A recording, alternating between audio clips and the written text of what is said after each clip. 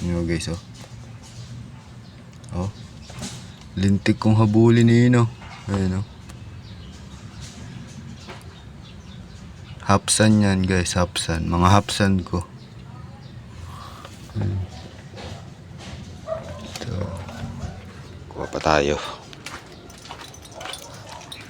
Ganyan kasustansya kasi yung live foods guys sa mga betta fish.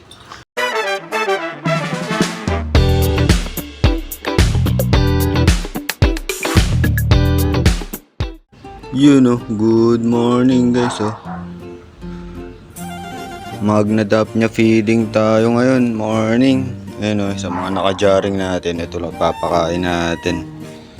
Bigyan natin, gaganito ko lang. Ayan, oh. Ang dami niyan. Lalagyan ko lang tubig.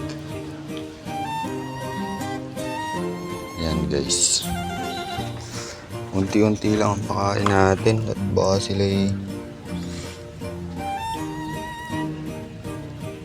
masobrahan.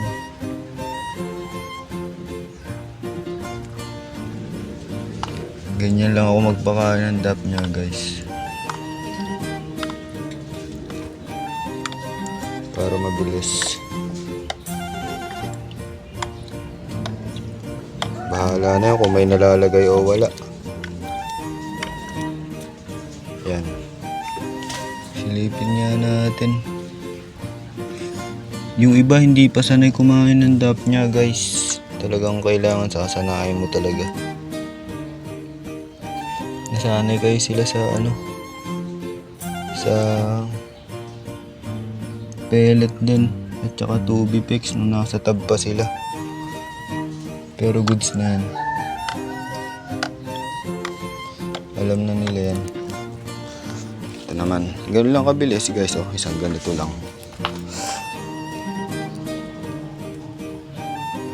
Ayan. Ito may sakit to eh, hindi ko kaya muna pakainin ito. Ayaw kumakain. Ayan. Dambo.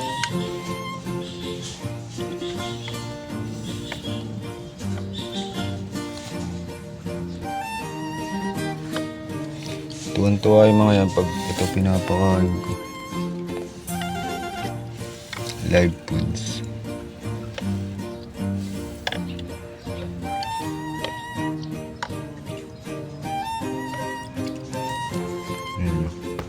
Ayan guys, oh.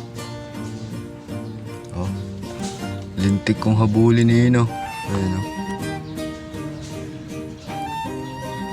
Hapsan yan guys, hapsan. Mga hapsan ko.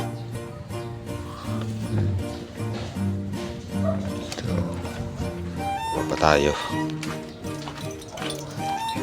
Ganyan kasustansya kasi yung live foods guys sa mga betta fish.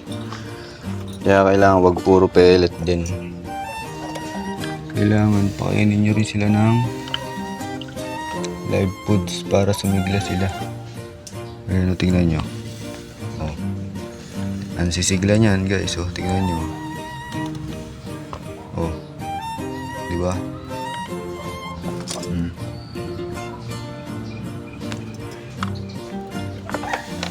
Bigyan pa natin ng konti, baka hindi nakakain yung iba. Yun, konti pa, bigyan natin sila ng free para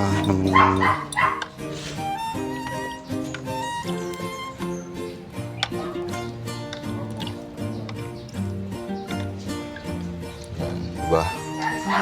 Tapos ito, may solo plate ako dito eh. Solo plate na black samo, babae. Ayun, oh, ayun, oh. Nag-iisa lang siya dyan. Ano to eh? Rich kid to yung black samo ko na to.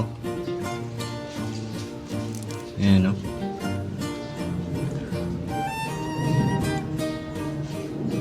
Papamigay ko na nga yan eh. Hindi feeling ko matanda na to, hindi na siya nagiging eggy kasi. Tignan ko nga kung eggy to. Silipin natin. Ayaw kasing magpahuli, mailap to eh. Laking wild kasi to eh. Hindi, joke lang guys. So ito naman papakainin ko. Ganun lang ulit, dap niya lang. Kuha tayo ulit ito.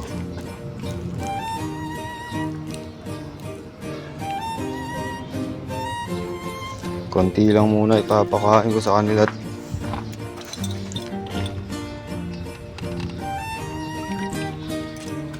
Sila'y laging mga busog.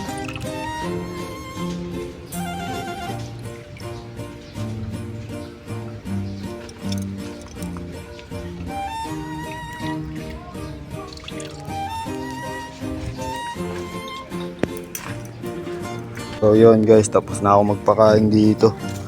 Bibigyan ko lang ng konting ano to, is yung ano natin, yung mga moy na. Para naman suligla sila. Eto, is na pinapakain ko, wala na akong green water. Yan, okay na siguro yan. Ito na lang. Konti-konti lang pala ang pakain ng is para ano, hindi sila mag-crash. Yung una, ang dami ko magpakain kaya nag-crash yung isang lagayan ko. So ngayon, alam ko na. Sana hindi na sila mag-crash. So yan, okay na. Hanggang dito na lang guys. Tapos na tayo mag-morning feeding sa lahat. Tatakpan ko muna. Ayan, tatakpan muna natin para sa... Pinutol ko yung ano dito yung malunggay na puno.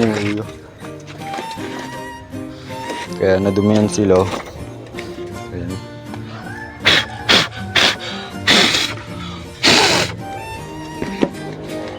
So yun, hanggang dito na lang. Fish.